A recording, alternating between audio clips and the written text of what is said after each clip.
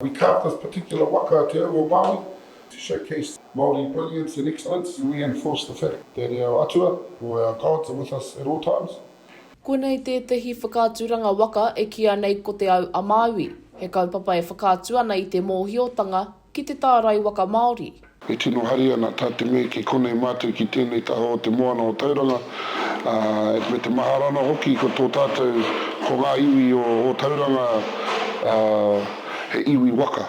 Us as men, we all arrived to New Zealand and our beginnings started somewhere on a vessel, or in this case, a waka.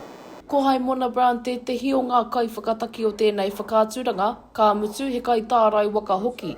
Hei tāna, ko te whakatō i ngā mātauranga waka ki te hapori o Katikati, te whainga matua. Ko tēnei whakāturanga o te kaupapa waka, o ngā mātauranga waka, te whakātunia te wehi, te ihi me te mauri o tēnei kaupapa, kia tō ai te kākono waka, te kākono mātauranga Māori ki runga i te hapori nei.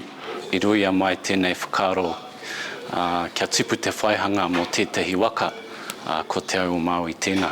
O me ki pēnei mo te aha, kia horapa ngā huatanga o tēnei mea te tārai waka. He kai whakairo a Hingangaroa Smith, ko ia hoki te pou mātauranga Māori ki te whare taonga o ngā kuri a whārei ki o tamarākau ki te uru.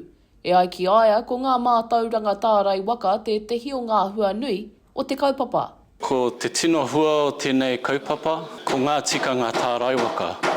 Ko tō mātou tino huarahi, kia tautoko i ngā mahi a tā heke nukuma, me a rātou pūkenga i tapaina ki runga i a mātou.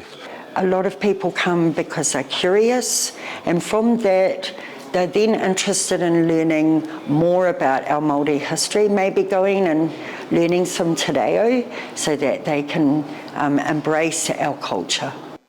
Ko te pūtake o tēnei whakāturanga, ko te whāngaihia i ngā kōrero me ngā mātauranga o ngā mahi tārai waka, ki te hunga ka tai mai ki te whare taonga nei, ki te ako i ngā mahi tārai waka. That's a dawn at the back of the taurapa and connects us to the ocean swell behind us.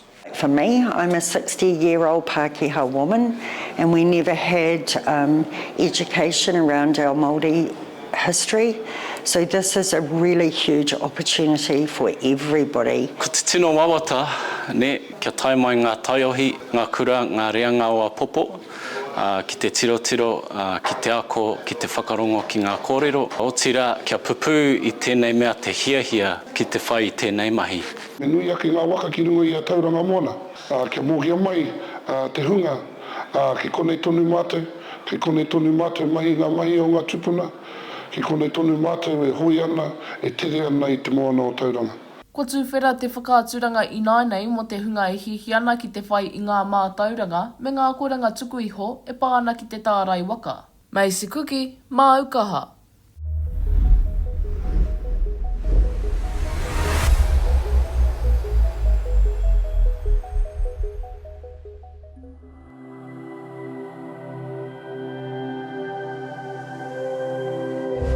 Ko te reo, te take.